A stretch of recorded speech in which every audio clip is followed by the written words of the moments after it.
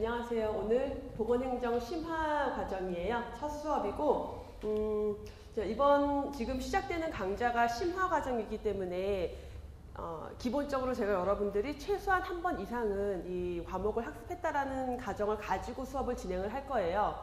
예, 그거를 좀 감안을 해주시는데, 근데 처음 들으시는 분들도 계시죠? 혹시 처음 들어오신 거죠? 두 분도? 그런가? 아니, 들으셔서 앞에 기본 이론이나 뭐 다른 수업을 들으셨었고, 혹시 다른 수업이나 아니면 공부를 하셨던 적이 있나요? 아예 처음? 아예 처음은 아니고, 예, 알겠습니다. 자, 심화 과정이기 때문에 저희가 기본 이론에서 했던 것처럼 용어 하나하나 막 다 설명해드리고 그러진 않을 거예요. 여러분들이 최소한 그 이 단어가 익숙하거나 혹은 이런 뜻 정도는 안다라는 것을 가정하에 조금 더 내용을 약간 스피디하게 나갈 수도 있고요. 그 다음에 중간중간에 기출에 조금 더 포커스를 맞춰서 어디에서 특히 최근 2008년부터 2015년 사이에 출제된 내용들이 어디에 주로 있었는지를 경향을 같이 이제 잡아드리면서 갈 거고요. 그리고 각 챕터별로 해당되는 법률 내용들이 있어요. 매년 특히 보건행정 같은 경우는 법률에서 문제가 한 2문제 정도는 나와요. 근데 법률 같은 경우는 문제가 출제될 때 법문을 그냥 통째로 갖다 넣어놔요. 그리고 거기에서 단어 하나 바꿔요. 그걸 찾아야 돼요. 그렇기 때문에 우리가 법을 있는 그대로 볼 수밖에 없어요. 요약해서 보는 게 별로 의미가 없어요. 법이기 때문에. 그래서 그런 것들을 조금 더 익숙하게 보는 것, 어떤 내용들을 봐야 할지를 같이 잡으면서 가도록 하겠습니다. 그래서 지금 11월 중순인데 12월까지 심화반 수업이 진행이 될 거예요. 근데 8주가 채 안 되는 기간이기 때문에 중간에 보강을 좀 잡고 해서 12월까지 이 심화반 수업을 모두 종강을 할 수 있도록 내용을 진행을 할 거예요. 자, 그러면 첫 번째 편이죠. 보건행정의 이론적 기초 내용을 좀 볼 건데요. 첫 장, 1장에 보건학 기초 이론이 있어요. 제가 먼저 양해 말씀을 조금 드릴게. 그 혀가 딱 이에 닿는 부분 있잖아요.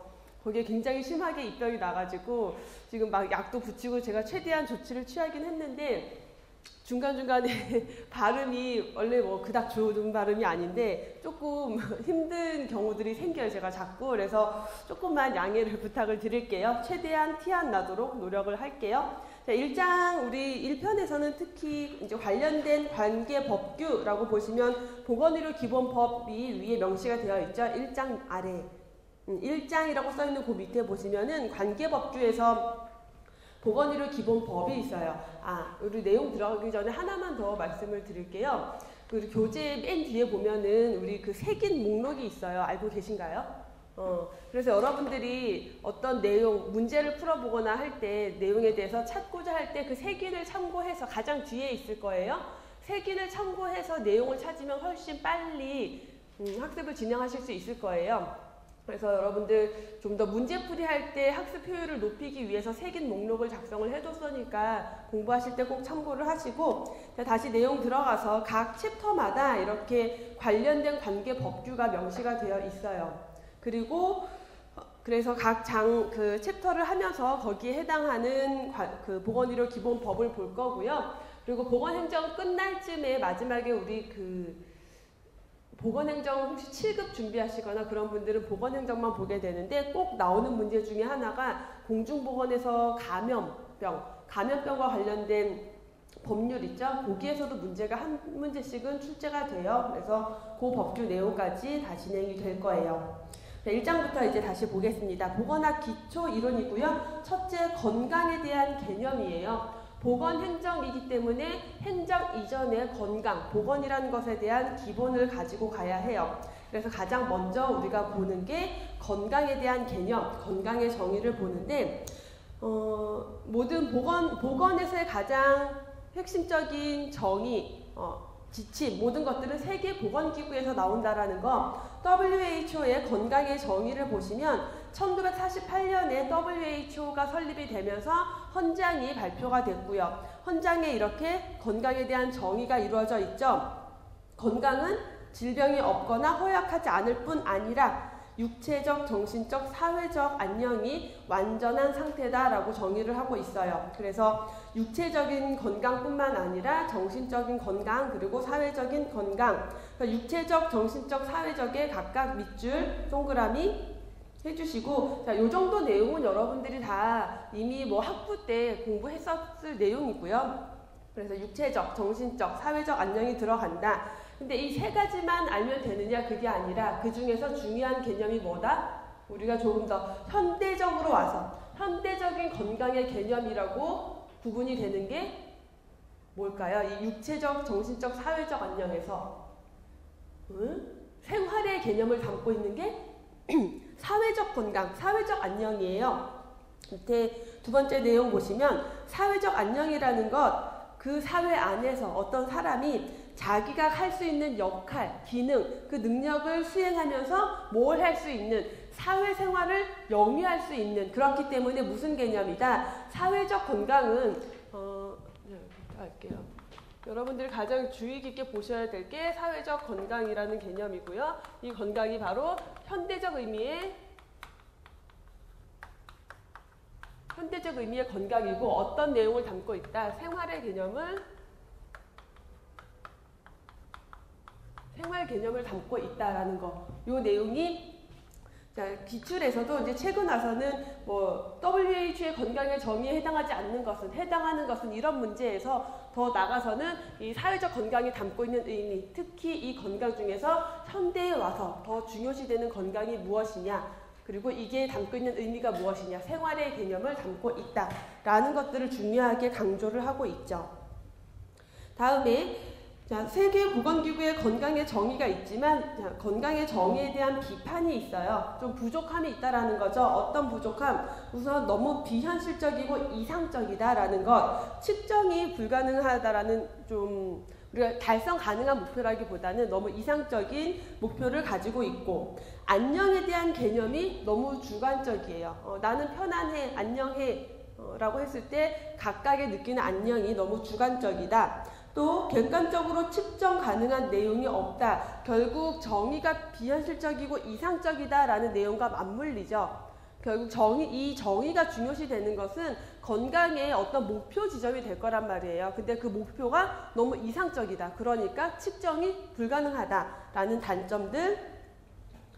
그리고 건강을 정적인 상태로 보고 있다라고 해요. 그래서 그냥 단순히 안녕이 완전한 상태라고 정의를 하고 있기 때문에 이 완전한 상태라고 정의한 이 부분 때문에 동적이다라는 단점이 나오게 되는 거죠. 다음에 기타 다른 학자들의 건강의 정의에서 클라우드 버나드의 정의예요. 2014년 서울시 기출문제에서도 서울시 문제에서 출제가 됐고요. 건강이란 외부 환경의 변화에 대해서 내부 환경에 뭐가 유지된 상태다? 자, 항상성의 동그라미를 쳐주시고 이 문장이 그대로 지문으로 출제가 됐어요. 문제고 이렇게 정의한 학자는 누구인가? 그래서 클라우드 버나드라는 학자가 항상성에 대한 정의를 했다. 항상성이란 내가 내 상태를 계속 유지할 수 있는 상태라고 말씀을 드렸어요. 그쵸? 그래서 외부 환경이 추워지더라도 나는 나의 체온을 유지하고 더워지더라도 나의 체온을 유지하고 이러한 것들을 항상성이라고 하죠. 이 항상성이 깨진 상태. 저도 항상성이 깨져서 입안에 이게 생긴 거예요. 그렇죠? 이 뭔가 몸이 피곤하고 외부 환경에 뭐가 있는데 적응하지 못한 거죠. 그런 상태를 항상성이 깨진 상태다라고 하겠고, 와일리라는 학자는 마찬가지로 외부 환경에 적응해 나가는 것이다라고 해서 환경과의 관계를 언급을 했고요. 지거리스트라는 학자, 여러 가지 자연이나 문화, 습관 이런 모든 생활 속에서, 생활 조건 속에서 조화와 통일을 유지하는 상태다라고 정의를 하고 있고요. 내 신체가 어떤 외부의 생활 조건, 변화, 환경 이런 것들의 조화를 이루고 통일을 유지하는 상태다라고 정의를 하고 있고, 네, 16페이지 파슨스부터 이어서 보도록 할게요. 파슨스라는 학자는 건강이란 사회적인 역할, 임무를 수행하는, 효과적으로 수행할 수 있는 상태다. 그래서 뭘 강조했다? 사회적인 건강, 현대적 의미의 생활 개념인 사회적인 건강을 강조했기 때문에 시험 문제로 잘 출제가 되고 있어요. 자, 파슨스, 개인의 사회적 기능, 강조했던 학자. 뉴만이라는 학자는 조금 더 새롭게 개인의 신체적인 것뿐만 아니라 정신적 그리고 도덕적인 면에서도 조화된 인간이 건강한 사람이다라고 얘기를 했고, 윌슨이라는 학자는요, 지금까지 학자들과 조금 다르게 건강과 신체 조건을 조금 더 무관하게 취급을 했어요. 그러니까 내가 주관적으로 느끼는 상태, 예를 들면 여러분들이 저 사람 보기엔 되게 건강해 보이는데 본인은 너무 건강하지 않아, 혹은 오체불만족 같은 사지가 없어, 우리가 보기엔 저 사람은 정말 건강하지 않은 상태이지만 스스로는 굉장히 건강한 삶을 살고 있어요. 그러한 건강을 강조했다라는 거. 7번에 스미스라는 학자 보시면 건강을 하나의 개념으로 정의한 게 아니라 4가지의 개념으로 분류해서 정의를 해봤어요. 임상 개념으로 봤을 때는 신체적인 증상이겠죠. 임상적으로 봤을 때 질병이나 증상, 불구 이런 것이 없는 상태. 역할 수행의 개념에서는 좀 사회적인 건강과 약간 맞물리는 개념이죠. 일상적인 역할을 수행할 수 있는 상태를 건강이라고 했고, 적응 건강 개념에서는 환경과 상호작용하는 것, 적응하는 상태, 그리고 행복론적 개념에서는 좀 더 안녕, 자아실현 이런 것들을 강조한, 그래서 높은 수준의 안녕을 추구하는 능력이다라고 했죠. 다음에 나오는 던힐이라는 학자의 별표를 해주시고, 던힐은 지금까지 보시면은 건강은 어떤 상태이다 다 뭐였어요? 정적인 상태예요. 건강을 어떠한 상태로 설명을 했다라면 던힐은 어떤 상태가 아니라 연속선 위에 있다라고 강조를 하고 있는 거죠. 그래서 건강과 불건강이 어떤 별개의 개념이 아니라 한 선 안에서 왔다 갔다 할 수 있다. 그래서 역동적인, 움직이는 동적인 건강을 주장을 했죠. 연속선 위에서 유동적으로 변화하는 상태를 건강으로 설명을 했어요. 자, 건강 그 안에서, 그 일직선 안에서 이쪽으로 가면 죽음이겠고, 이쪽으로 가면 옵티멀 헬스라고 해서 옵티멀 헬스, 최적의 건강이에요. 이쪽으로 갈수록 이 안에서 내가 이쪽으로 갔다 이쪽으로 왔다 갔다 할 수 있는 연속선 위에 있다라는 거죠. 이 중간 지점이 바로 그냥 일반적인 건강인 상태예요. 건강인 상태고, 가장 오른쪽으로 이쪽, 여러분이 봤을 때 오른쪽으로 왔을 때 최적의 건강, 옵티멀 헬스라고 하는 거죠. 그러면 건강에서 저 죽음 쪽으로 가면 질병 상태가 되겠고, 점차 이쪽 최적의 건강 쪽으로 오면은 좀 더 양호한 건강, 최적의 건강 이렇게 옮겨지게 되는 거죠. 건강 상태라는 것, 일상생활에서 내가 효율적으로 대처하고 기능할 수 있는 상태. 불건강 상태라면은 대처하지 못하는 상태. 최적의 건강은 내가 그 자신에게 가능한 안녕 상태를 유지하는 것이 최적의 건강 상태다라고 해서 연속선의 개념을 정의를 했어요. 자, 이때가 1959년이었고 그 뒤로 1970년대 들어와서 다시 한번 건강의 연속선 개념을 정의를 하고요. 뒤에 다시 나올 건데, 그때는 이제 이렇게 연속선이 아니라 건강을 조금 더 입체적으로 4분면으로 나누죠. 요건 뒤에서 다시 나올 거예요. 그래서 얘가 건강축이라면은 이거는 이 세로선은 환경축이었죠. 그래서 개인의 건강과 환경 안에서의 또 건강을 다시 설명했던 건강 4분면을 제시를 했어요. 자, 17페이지 보시면 그래서 건강, 불건강의 연속선이 이렇게 나타나고 있어요. 이렇게 건강에 대한 다양한 정의가 이루어지고 있는데, 이 건강이 과연 개인의 문제냐? 그것이 아니라 이제는 건강은 개인이 해결해야 될 개인의 문제가 아니라 사회적인 문제로 대두가 되고 있고, 사회 안에서 국가가 책임져야 하는 어떠한 국민의 권리로 보장이 되고 있는 게 바로 건강권이라는 개념이에요. 그래서 우리는 건강할 권리가 있어요. 이런 개념이 대두되는 데는 굉장히 다양한 이유들이 있지만, 특히나 산업화가 진행이 되면서 환경 문제, 환경 오염이 굉장히 심각해지고, 이 환경이 건강에 미치는 영향이 매우 크죠. 근데 환경은 개인이 통제할 수가 없어요. 그렇기 때문에 더욱더 국가가 관리해야 한다라는 개념. 그 다음에 그 질병, 첫 번째 산업화로 인한 이런 문제들, 환경 문제가 발생하고 있고, 그 다음에 질병 양상이 바뀌고 있죠. 어떻게 바뀌고 있어요? 질병이 과거의 급성 감염병 질병에서 점차 만성 질병으로 오고 있어요. 자, 환경 문제 같은 경우는 개인이 해결할 수 없는 문제들, 만성 질병으로 간다라는 거, 더불어서 인구가 고령화되고 있어요.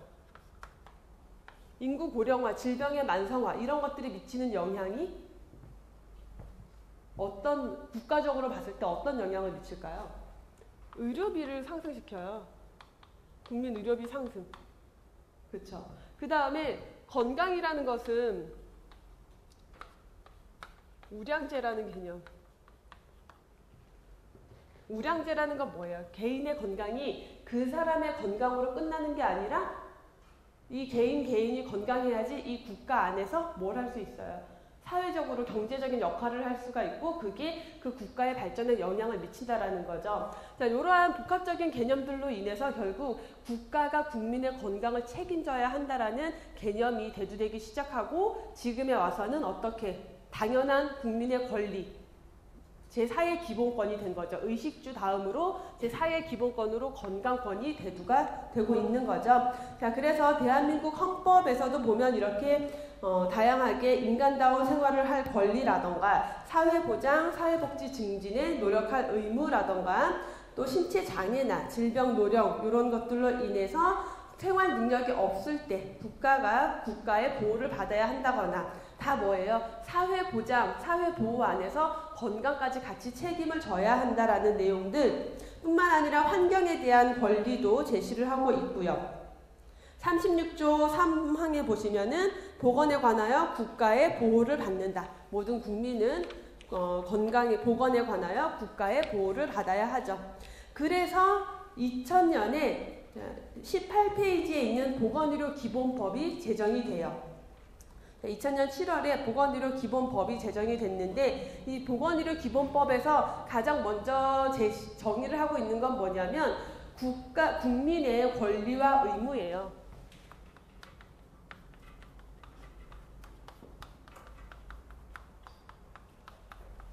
뭐에 대한?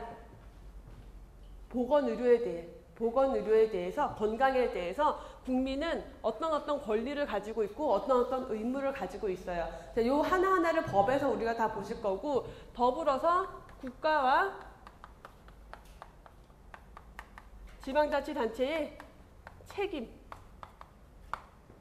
국가와 지방자치단체가 어떤 책임을 다해야 한다라는 것들을 명시를 하고 있다라는 거죠. 이런 것들을 제시한 게 바로 보건의료 기본법이에요.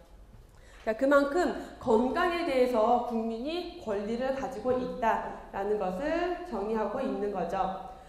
그 박스 안에 보시면 보건의료 기본법 기본 이념 해서 쭉 설명이 나와 있어요. 인간으로서의 존엄과 가치를 가지고 행복을 추구할 수 있도록 하고 국민 개개인이 건강한 생활을 영위할 수 있도록 제도와 여건을 조성해야 한다. 그리고 보건의료의 형평, 효율이 조화를 이룰 수 있도록 보건의료에 있어서 특히 강조되는 게 뭐겠어요? 그러면 형평과 효율이라는 두 가지의 이념이 강조가 되고 있죠. 형평성, 효율성. 자, 형평성은 동일한 처지에, 비슷한 처지에 있는 사람들이 비슷한 기여금을 내고 동일한 대우를 받을 수 있어야 한다. 효율은 어때요? 효율이라는 개념은 투입 대비 효율 하면은 능률성, 효율성 하면은 인풋 대비 아웃풋이에요. 효과성과 효율성 두 가지가 있을 때 보건의료에서는 이 효율성을 더 강조를 하고 있죠. 그래서 효과성 하면은 그냥 아웃풋만 보는 거예요. 목표를 달성했느냐 못했느냐. 근데 효율은 들어간 자원 대비 산출물이 얼마나 많았느냐. 그것을 보는 거죠. 그래서 보건의료 기본법의 이념에서도 제시를 하고 있는 게 보건의료에서는 효율과 형평을 강조한다라는 것을 볼 수가 있죠. 다음 유엔의 세계 인권 선언에서도 건강권에 대해서 정의를 하고 있고요. 또 WHO 헌장에서도 건강에 대한 권리, 기본적인 권리다라고 강조를 하고 있습니다. 자, 기본권으로서의 건강 개념, 그래서 쭉 설명이 되어 있는데 요 내용들이에요. 자, 이런 것들로 인해서 결국 건강에 대한 것은 국가가 책임을 져야 하는데 그냥 단순히 책임을 지는 게 아니라 효율적으로 자원을 활용할 수 있도록 해야 한다라는 개념까지 담고 있는 거죠.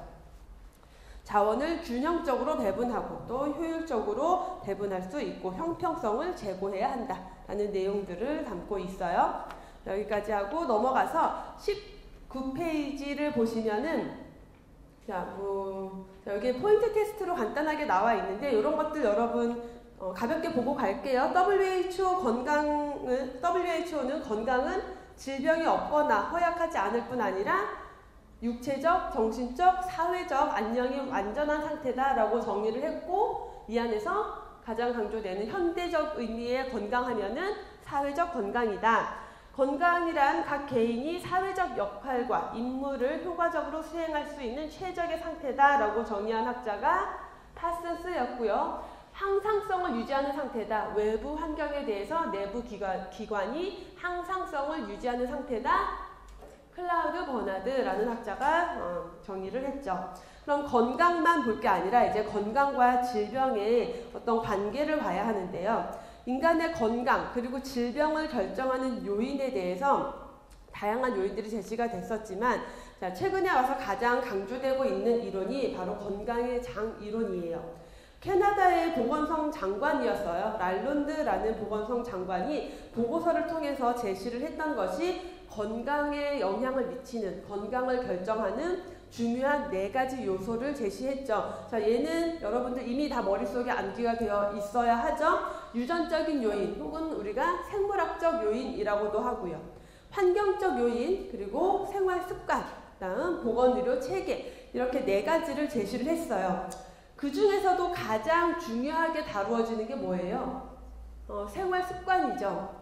생활 습관에 대한 건강의 장 이론을 시점으로 건강에 대한 개인의 생활 습관 그리고 환경의 중요성이 굉장히 강조되고 있어요. 건강 결정 요인이 영향을 미치는 여러 연구들을 보여주고 있는데 한국보건사회연구원에서 했던 75세에서 했던 연구에서 75세 이전에 사망한 사람들에 대해서 통계를 내봤더니 그 원인 중에 52%가 생활 습관이더라. 그리고 환경적 요인, 유전적 요인이 각각 20%, 보건의료 체계가 8% 정도의 비율로 영향을 미쳤다. 미국에서도 연구한 내용을 보시면 비슷해요. 내용을 보실 수가 있고요.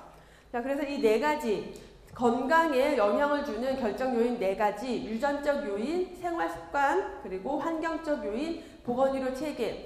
유전적 요인이라고 하면 뭐예요? 내가 가지고 태어난 거예요. 그렇죠? 부모님으로부터 받은 내 유전자, 내 몸 안에 있는 거예요. 이 유전적인 요인은 건강에 굉장히 많은 영향을 미쳐요. 그렇죠? 예를 들면 고혈압, 당뇨병, 암, 우리가 해서 병원에 가면 항상 가족력이라는 걸 보죠. 가족 중에 어떤 특별한 질병으로 사망하신 분 계세요? 이런 질병 가지고 있는 분 계세요? 영향을 미친다는 말이죠. 근데 문제는 이 유전적 요인이 아무리 영향이 커도 얘는 조작이 불가능해요. 뭐 어떻게 할까요? 유전자를 바꿀 거야? 안 되잖아요. 그러니까 얘가 굉장히 큰 요인이긴 하지만 결국은 간접적인 요인으로 간주가 될 수밖에 없는 게 이 유전적 요인을 개선해서 건강을 증진시킬 수가 없어요.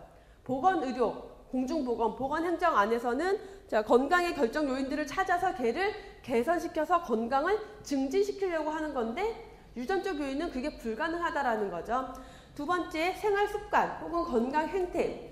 자, 얘가 그렇기 때문에 가장 강조되는 것, 가장 개선이 확실하면서 영향 요인으로서의 비중이 가장 큰 게 생활 습관, 건강 행태죠. 흡연, 신체 활동, 운동, 일상생활에서 여러분들의 활동, 음주나 식이, 자기 관리 모든 것들이 다 생활 습관으로 들어가죠.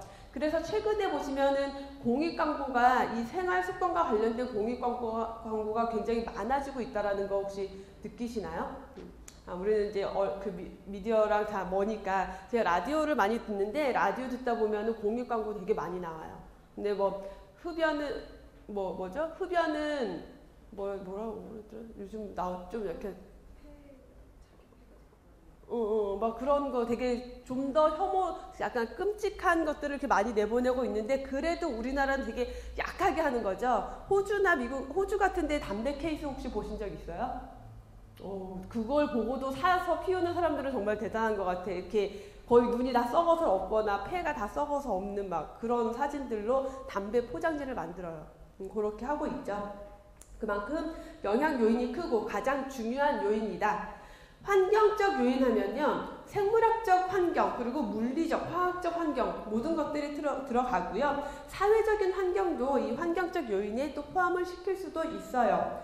생물학적 환경 하면은 바이러스, 세균, 기생충 이런 병원체들, 그리고 물리적 환경, 화학적 환경이라고 하면은 우리가 흔히 알고 있는 환경 오염들, 대기 오염이라던가 수질 오염이라던가 혹은 한랭, 고열, 그다음에 소음 이런 것들이 모두 물리적, 화학적 환경이 되겠고, 자, 사회적 환경은 이 보건의료 체계랑 다시 맞물리게 되죠. 그래서 보건의료 체계를 보시면 그 국가가 가지고 있는 보건의료 체계, 우리가 흔히 미국의 공적 보건의료 제도가 잘 만들어지지 않는 미국 같은 경우 건강 수준, 미국과 캐나다 국민의 건강 수준을 비교해 놓은 그런 데이터가 굉장히 많아요. 그게 가장 대표적으로 이 보건의료 체계가 건강에 영향을 미치는 요인을 보여주고 있는 거죠. 어떤 거예요? 우리가 만약에 보험에 가입이 되어 있지 않아. 우리 국민건강보험이 없어요. 그러면 내가 민간보험에 가입이 되어 있지 않으면 섣불리 병원을 못 가요. 왜? 돈이 너무 많이 나오니까. 그렇죠. 미국에서 그 다큐멘터리 영화 했을 때 보면은 손가락 하나 붙이는데 6천만 원 막 그래요. 두 개가 잘렸는데. 6천만 원에서 두 개가 잘렸는데 두 개를 같이 붙이려면 1억 2천이 든대. 그러면 두 개를 다 붙일 수가 없어서 너 그럼 어느 손 붙일래? 해가지고 하나만 붙이고 하나는 버리게 되는, 묻어주게 되는 그런 현상이 나타나는 거죠. 왜? 보건의료 체계가 제대로 구비되어 있지 않으니까. 그래서 이 보건의료 체계는 그만큼 국민의 건강에 미치는 영향이 굉장히 커요. 우리가 느끼는 것보다. 그래서 사회적, 경제적인 상태가 결국 보건의료 체계에 영향을 미치고 그게 또 전체 인구 집단의 건강에 중요한 영향을 미치게 된다. 다음 질병 발생 이론이에요. 그러면 지금 본 거는 건강의 결정 요인들을 본 거예요. 특히 현대에 와서 강조되고 있는 결정 요인들이었고, 다음에 질병 발생 이론을 보시면 먼저 첫 번째로 나오는 게 역학적 삼각형 모형이에요. 역학적 삼각형 모형에서는 여러분들이 봐야 할 세 가지 요소, 병인, 숙주, 환경, 3요소의 상호 관계로 설명이 되는 게 역학적 삼각형 모형이다. 이 세 가지 중에 하나라도 균형이 깨지면, 평형 상태가 깨졌을 때 질병이 발생한다, 증가하거나 혹은 감소할 수도 있다. 그래서 이 역학적 삼각형 모형은 그래서 설명할 때 병인, 숙주, 환경 세 가지 요인을 가지고 설명을 하기 때문에 어떤 유형의 질병을 설명하기에 적합하겠어요? 감염성 질병, 병원체가 명확하게 밝혀진 질병. 예를 들면 고혈압, 당뇨병 설명이 될까요? 역학적 삼각형 모형에서 불가능하겠죠. 왜? 병인체가 뭔지 몰라요. 너무 다양한 요인들이 영향을 줘요. 그렇기 때문에 설명이 어렵지만 이렇게 감염성 질환, 감염병을 설명하는 데 가장 적합하다. 다음 21페이지에 거미줄 모형이 나오고 있어요. 자, 거미줄 모형의 그림을 먼저 보시면은 산업화, 사회적 압력, 그다음 자연 상태 이런 것들, 그게 유전적 요인에도 영향을 주고, 식습관이나 성격, 흡연 이런 것에 또 다 이렇게 화살표로 연결이 되어 있고요. 이것들이 다시 관상동맥, 분포, 당뇨병, 고지혈증 이런 질병 요인들에 쭉 연결이 되고, 얘네가 연결이 돼서 결국 마지막에 뭐가 왔어요? 심근경색증이 왔다라는 거예요. 결국 심근경색증이라는 이 질병을 일으키는 데는 한 가지 요인, 예를 들면 흡연 혹은 고지혈증 이런 거 하나가 영향을 준 게 아니라 다른 여러 사회적인 요소들이 그 사람의 식습관이나 유전적 요인에 영향을 줬고 그런 생활습관, 유전적 요인 그런 것들이 다시 다양한 질병의 원인이 될 수 있는 것들에 영향을 줬고 이렇게 거미줄처럼 여러 가지 직접적인 요인, 간접적인 요인들이 얽히고 설켜 있다라고 설명하는 게 거미줄 모형이죠. 그래서 이 거미줄 모형은 병인, 숙주, 환경을 따로 구분하고 있지 않아요. 어느 것도 구분되어 있지 않아요. 그냥 모든 것들이 서로 얽혀 있다. 모든 질병 발생에 영향을 주는 요인들로 파악을 하면서 그러면 질병을 예방하기 위해서는 뭘 해야 되느냐? 중간에 연결고리를 끊어줘야 되는 거죠. 중간에 연결고리를 끊어준다라는 것은 예를 들어 흡연을 하고 있는 사람이 흡연이 화살표가 여러 곳으로 가고 있는데 흡연의 화살표를 끊어버리는 거예요. 금연을 하는 거죠. 그럼 거기에서 연결되는 게 줄어들 거고 고지방 식이를 끊어요. 그럼 비만이 끊기면서 비만으로 인해서 발생됐던 것들이 또 사라지고 이렇게 중간에 연결고리를 끊음으로써 몇 개의 요인을 제거하면은 그 연결고리가 끊어지니까 질병을 예방할 수 있다라고 하고 있죠. 다음에 수레바퀴 모형. 수레바퀴 모형이라는 것은 그 안에 이 수레바퀴 모형에서의 특징적인 것은 숙주를 따로 구분을 하고 있어요. 그 안에 가운데 숙주가 있죠. 근데 이 숙주는 어떤 숙주예요? 이 수레바퀴 모형에서 숙주를 강조하는 이유는 숙주가 뭔가 다른 걸 갖고 있다는 게 아니라 이 안에 유전적인 요인이 있기 때문이에요. 유전적인 요인이 건강에 영향을 미친다. 그리고 숙주를 둘러싼 환경이 있죠. 어떤 환경이 있었어요? 사회적 환경, 생물학적 환경, 그리고 물리, 화학적 환경 이런 것들이 서로 영향을 준다. 그럼 얘는 설명할 때 어떻게 하냐면 이 수레바퀴의 그 크기가 바뀌어요. 서로. 예를 들어서 어떤 질병이 그 사람의 유전이 굉장히 예를 들어 유전과 관련된 질병들 원인이 밝혀지지 않은 그런 질병들 같은 경우는 얘가 커지는 거죠. 이렇게. 유전이 영향을 줘서 그 질병을 발생시켰어. 혹은 유전이 아니라 사회적 환경에 영향을 줬어 라면은 얘가 이만큼이 커지거나 혹은 병원체가 막 드글드글 해서 됐다 라면은 얘가 커지겠죠. 이렇게. 이런 식으로 해서 질병의 발생 원인을 설명을 하고 있는 모형이 수레바퀴 모형이라는 거예요. 핵심적인 숙주 요인과 그 숙주를 둘러싼 생물학적, 사회적, 물리화학적 환경의 상호작용을 해석하는 상호작용으로 설명을 하고 있는 모형이다. 그러니까 질병에 영향을 주는 요인이 한 가지 요인이 아니다라는 거. 거미줄 모형과 수레바퀴 모형은 두 모형 다 그래서 질병의 다요인설, 여러 가지 영향 요인들이 있다라는 것을 가지고 있고요. 다음에 숙주가 유전적인 요인을 포함하고 있다라는 특징, 그리고 환경에 생물학적, 물리화학적, 사회적 환경이 포함됐다. 그리고 숙주의 저항 능력이 질병 발생의 중요한 요인이 돼요. 다음에 숙주 요인을 그래서 중요하게 두고 있다라는 거고요. 질병 종류에 따라 바퀴를 구성하는 부분의 크기가 변화한다라는 거 보실 수가 있겠죠. 자, 다음에 건강 모형. 자, 질병 발생 모형이었고 건강에 대한 모형들을 다시 좀 더 구분을 해보시면 22페이지 자, 건강에 대해서 이 지금 나오는 생의학적 모형, 생태학적 모형 쭉 진행이 되는 건 과거의 건강과 질병을 보던 시각에서 점차 현대에 와서 어떤 시각으로 보고 있는지 흐름을 나타내고 있어요. 자, 그래서 생의학적 모형을 먼저 보시면 생의학적 모형은 과거에 우리 병원체를 발견하기 시작하면서 이 병원체, 균이 콜레라를 일으켰네? 이런 것들과 굉장히 많이 관계가 있는 모형이 바로 이 생의학적 모형이에요. 인간의 정신과 신체를 분리해서 봐요. 정신과 신체가 분리되어 있다라는 데카르트의 심신이원론이죠. 심신이원론에서 발전했다라고도 할 수가 있고요. 세균설이 확립이 된 이후로 발전이 됐다. 왜? 그 질병을 일으키는 원인균이 뭔지 찾았으니까. 특징을 보시면 정신과 신체의 이원성. 그래서 정신적인 건 중요하지 않아. 그냥 몸에 균이 들어와서 어떤 문제가 생기면은 병에 걸린 거야. 걔가 빠져나가면 건강한 거야. 그래서 인간의 신체를 뭐처럼 봤다? 기계처럼 본 거예요. 질병에 걸린 건 그러면 기계가 고장난 거다라고 보고 있는 거죠. 생물학적 일탈이라고 정의를 해요. 질병 상태를. 질병이라는 것은 이 건강 상태가 생물학적인 정상 상태에서 벗어난 일탈 상태다라고 주장을 하고 있고, 특정 병인론. 특정 병원체가 그 질병을 일으킨다라는 특정 병인론의 기본을 두고 있어요.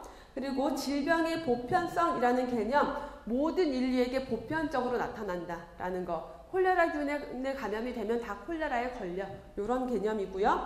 과학적 중립성이라고 하는 것은 신체와 질병을 그냥 과학적으로, 중립적인 자세로, 객관적으로 파악을 하는 거예요.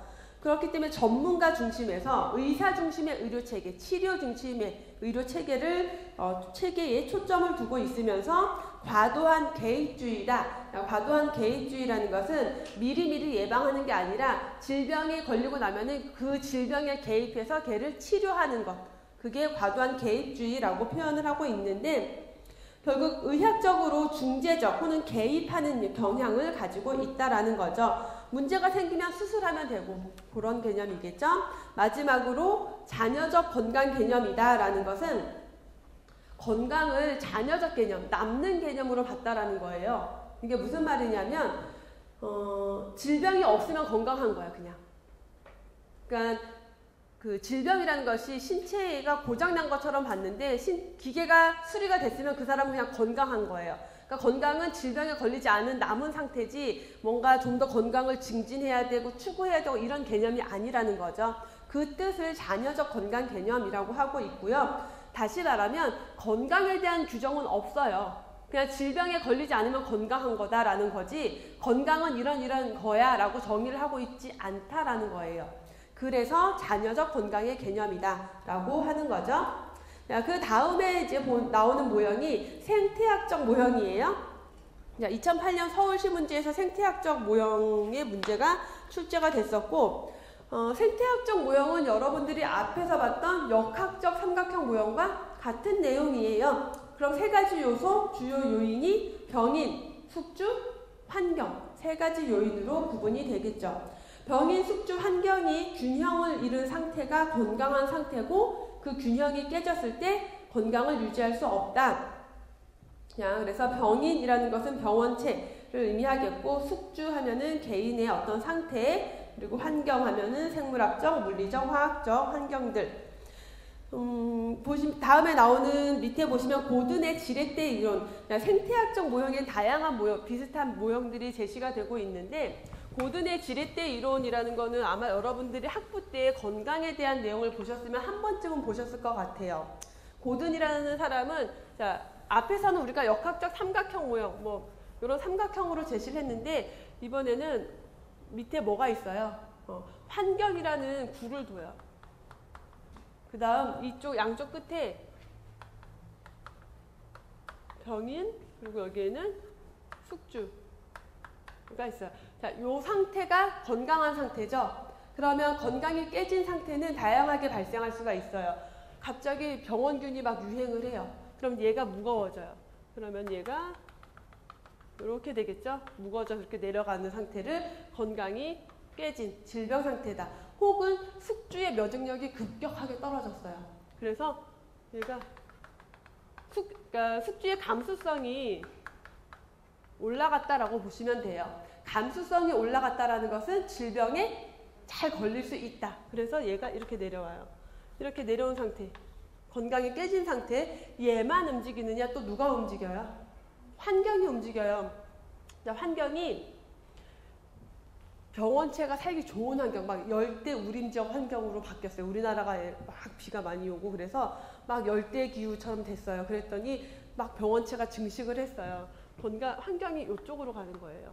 그러면 얘가 무거워진다라는 거죠. 이쪽이 더 무거워지니까 또 이렇게 내려와서 건강이 깨지는 상태가 되고, 혹은 막 너무 추워, 너무 춥거나 혹은 막 가뭄이 들어서 먹을 게 없어서 사람들이 다 굶었어. 그래서 면역력이 떨어졌어요. 그러면은 이렇게 올라서 그 숙주의 감수성을 증가시킴으로 인해서 또 질병을 야기시킬 수가 있다. 이런 움직임을 통해서 질병 발생을 설명하고 있는 게 고든의 지렛대 이론이에요.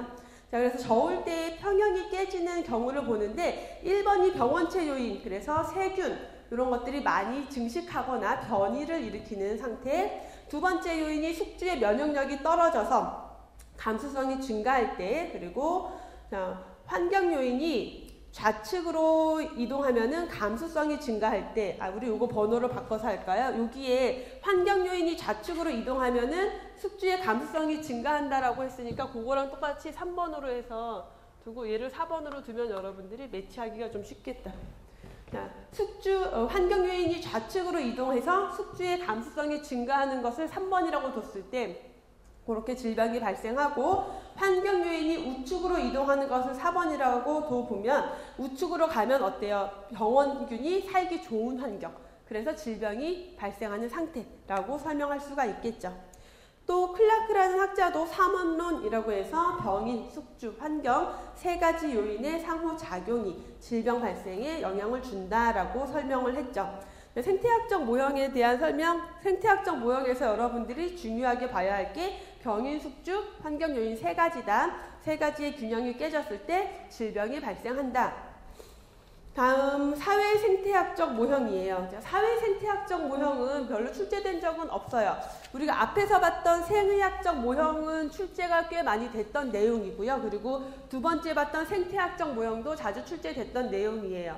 제가 말씀을 드릴 때 많이 출제됐던 내용이에요. 그러면은 과거부터 해서 계속 출제가 됐다는 얘기고, 2008년 이후 거부터는 제가 이거 몇 년도에 출제가 어디에서 출제가 됐어요 라고 말씀을 드리는 것은 최근 기출문제 중에서 제가 파악된 문제들은 다 가급적 말씀을 드릴 거예요. 그러면 여러분들이 어디에 더 포커스를 두실지가 개념이 잡힐 거기 때문에 사회생태학적 모형은 출제된 적은 없어요. 그냥 보기로만 나오는 정도였고요. 사회생태학적 모형에서는 숙주와 환경 그리고 하나의 요인이 다른데, 그 하나의 요인이 병원체가 아니라 개인의 행태 요인이에요. 개인의 생활 습관 같은 행태 요인. 그래서 숙주와 환경 그리고 개인 행태 요인, 이 세 가지 요인으로 구분해서 보고 있어요. 구성 요소를 보시면은 숙주 요인은 숙주가 가지고 있는 내적인 요인, 숙주의 어떤 감수성 상태, 외부 환경 요인이라고 하면은 우리가 지금까지 거론했던 환경, 그래서 생물학적 환경이나 사회적 환경 그리고 물리화학적 환경 등이 되겠죠. 마지막 요인인 개인 행태 요인이라고 하면은 지금까지 생의학적 모형과 생태학적 모형에서는 개인의 생활 습관, 행태에 대한 거론은 없었어요. 근데 여기에 와서 개인의 생활 습관을 강조하기 시작한 거죠. 건강을 증진시키기 위해서는 생활 습관을 형성하는 것이 중요하다. 왜 이제 그 생태학적 모형이 지나오면서 개인 행태 요인이 강조됐느냐? 이게 여러분 역사적 흐름에 따라서 같이 간다라고 했어요. 생의학적 모형에서는 질병균을 발견했어. 그러니까 그 균이 원인이야 하다가 단순히 균만 영향을 주는 게 아니라 환경도 영향을 주는구나. 거기에 그 개인의 상태도 영향을 주는구나로 발전을 했는데, 어쨌든 병원체를 발견하고 그거에 대한 치료법이 개발이 되고 백신이 개발이 되면서 어느 정도 감염병에 대해서 잡았단 말이에요. 그럼 질병이 그러면서 만성질환으로 바뀌어가기 시작했죠. 그러니까 어때요? 이제는 환경에다가 병인보다는 개인의 생활 습관을 강조해야겠구나 라고 발전해서 온 흐름으로 보시면 돼요. 그래서 급성 질병에서 만성병이 중요시되고, 그리고 병리학적으로 완전히 밝혀지지 않은 그런 질병이 너무 많아지고, 또 비감염 질환이 많아지고 있다. 감염성 질환이 줄어들고 있다. 그래서 이렇게 개인 행태 요인이 강조가 됐고, 여길 넘어서 이제 최근에 와서 더 강조가 되는 모형은 4번에 있는 전인적인 모형 혹은 우리가 총체적 모형이라고도 하죠. 전인적 모형 혹은 총체적 모형. 전인적 모형이라고 하면은 우리가 앞에서 봤던 건강 결정 요인 4가지, 환경, 생활 습관, 유전적 요인, 보건의료 체계, 얘네들을 총체적으로 강조하는 게 전인적인 모형, 총체적인 모형이에요.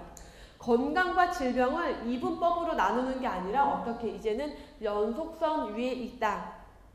그래서 질병에 영향을 미치는 요인은 너무 복잡하기 때문에 단순히 치료를 목적으로 하면 안 되고 더 건강을 증진하기 위해서 노력해야 한다라는 개념으로 온 게 전인적인 모형 혹은 총체적 모형이라는 거죠. 그래서 건강의 주체가 누구다? 자기 자신이라는 거예요.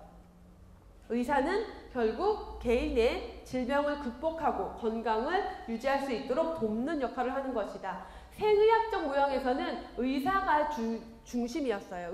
전문 의료인이 중심이었다면 전인적 모형에 와서는 이제 건강의 주체는 자기 자신이다 라고 강조를 하고 있죠. 세 가지 요인, 환경, 생활습관, 그리고 생물학적 특성, 보건의료 체계. 이 네 가지는 앞에서 계속 설명이 됐으니까 제가 추가로 설명드리진 않을게요.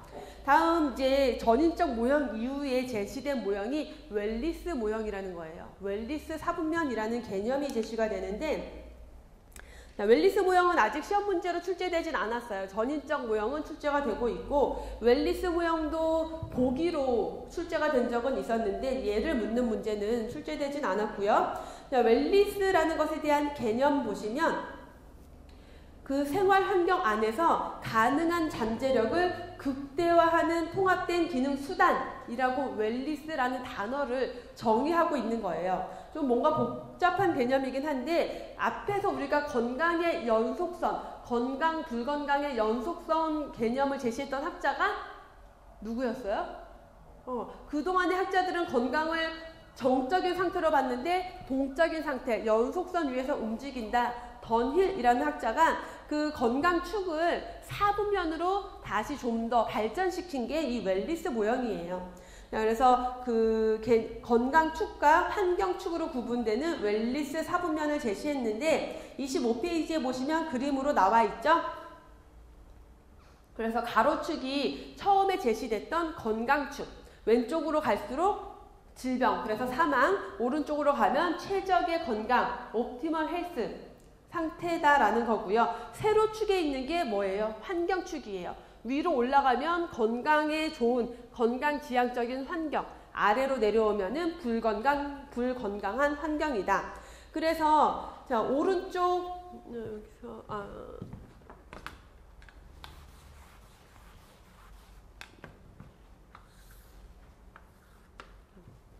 이렇게 봤을 때 여기에 건강한 환경에서 자신의 건강을 최적의 상태를 유지하고 있는 요 분면, 여기가 가장 상위 수준의 웰리스, 가장 좋은 상태겠죠.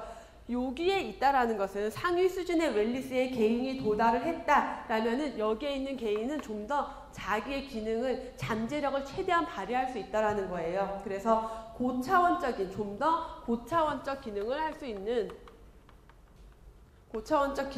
수 있는 상태다. 그러니까 개인은 신체적, 정신적, 영적 이런 모든 면에 있어서 통합을 이룰 수 있다라고 하는 거죠. 자, 여기에 있다라면 어때요? 환경은 건강한데 개인이 건강하지 않아요. 그래서 개인의 건강을 보호해야 하는 그 분면이 되겠고, 이쪽은 환경은 건강하지 않은데 개인이 다행히도 건강해요. 이런 경우를 우연한 상위 수준의 웰리스라고 하죠. 그리고 자, 이쪽으로 내려간다라면 완벽하게 불건강한 상태다라는 정도의 이런 개념이 있다 정도만 보실게요.